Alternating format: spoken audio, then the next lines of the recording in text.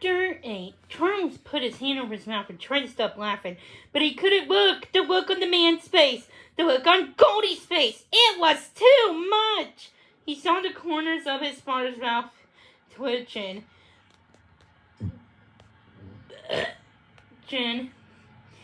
Lizzie was obviously holding back a giggle, and even his mom seemed to have a tiny sparkle in her eyes.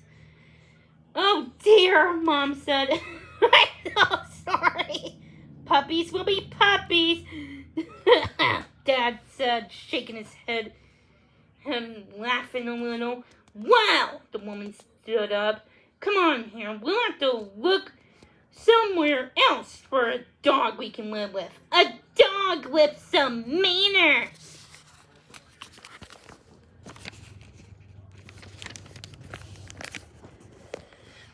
She walked past the bean who was crawling on the floor near Goldie. The bean looked up at her and barked. The woman jumped and kept walking on a little more quickly. Goldie watched as the two strangers walked out the room. The piece of cloth dropped out of her mouth as she watched them go. Why were they going away? Just then, Charles sat down on the floor next to her and invited her onto his lap, and she forgot all about the strangers. When they heard the front door close, the whole family burst out laughing. "A dog with some manners," Dad gasped. "Oh, what would it say? Please pass the dog food." "May I please go for a walk?" Lizzie added.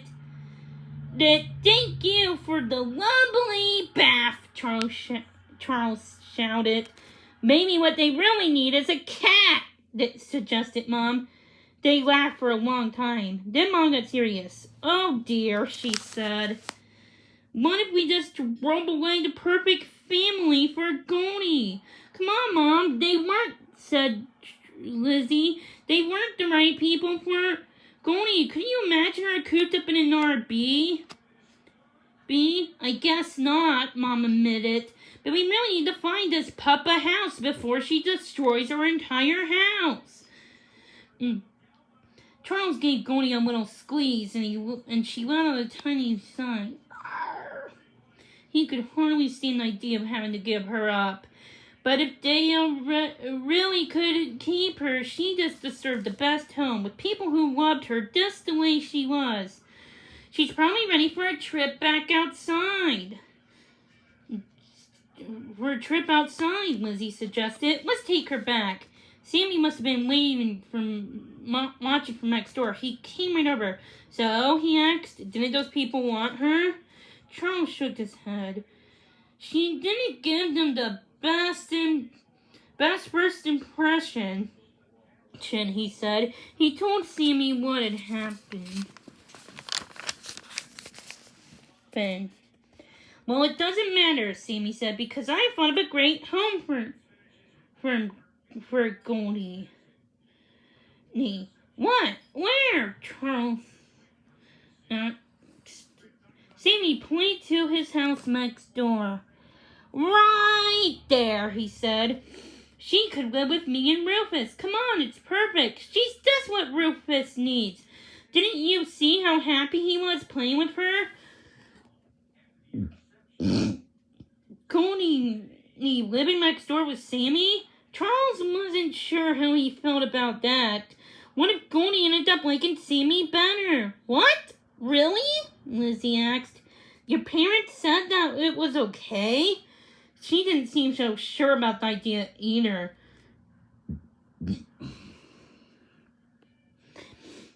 Well, no, Sammy said. "Actually, I haven't asked them yet." He was a little sheepish. "But they have to say yes." Charles thought some more, and it was true.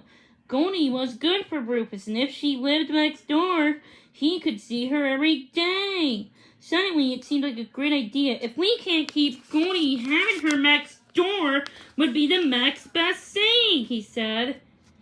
Lizzie looked at him. "You know," she said slowly, "you might be right." He's definitely right, Sammy said. Now all we need to do is convince my parents. We can do it, Charles said. Goldie is the best puppy ever. How could they say no? Charles, Sammy, and Lizzie brought Goldie right over to meet Sammy's parents. Charles held her in his arms so she wouldn't get down, chase around with Rufus, breaking things and making a mess. Sammy's dad already said that Goldie looked like a great pup. But we already have a dog, we added, and I'm not sure I can go for this whole housebreaking thing. Rufus took months to learn. What a disaster. It was too much work. Sammy's mother thought Goldie was really very cute, but it's hard on us watching Rufus get older. I don't think we want to start all over. We don't really need another dog now, she smiled at Charles and Lizzie. I'm sure you'll have no trouble finding a good home from her, she said. Charles knew she was right, but if he really had to give up Goldie, the best home would have to be one that was right next to his. If only she was housebroken, Sammy said when they went back outside. Maybe that would convince Dad. Sure, as long as she doesn't decide to chew up his favorite camera or something, Lizzie said. Lizzie's dad was a photographer and he had lots of expensive equipment. They both sounded as if they had given up, but Charles wasn't ready to quit. He wanted Goldie to live next door. It's time for Operation Goldie, he declared. They might not need another dog, but we can make them want another dog. Goldie's so smart. She just has to learn a few things. And then Sammy's parents won't be able to resist her. Lizzie and Sammy stared at him. That's true, said Lizzie. We can train her so they don't have to.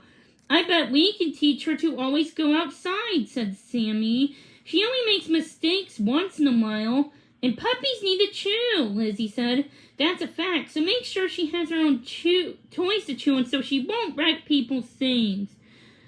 Cozy in Charles' arms, Goldie looked happily from one face to another. Her people were excited. Something good was going to happen. She could hardly wait.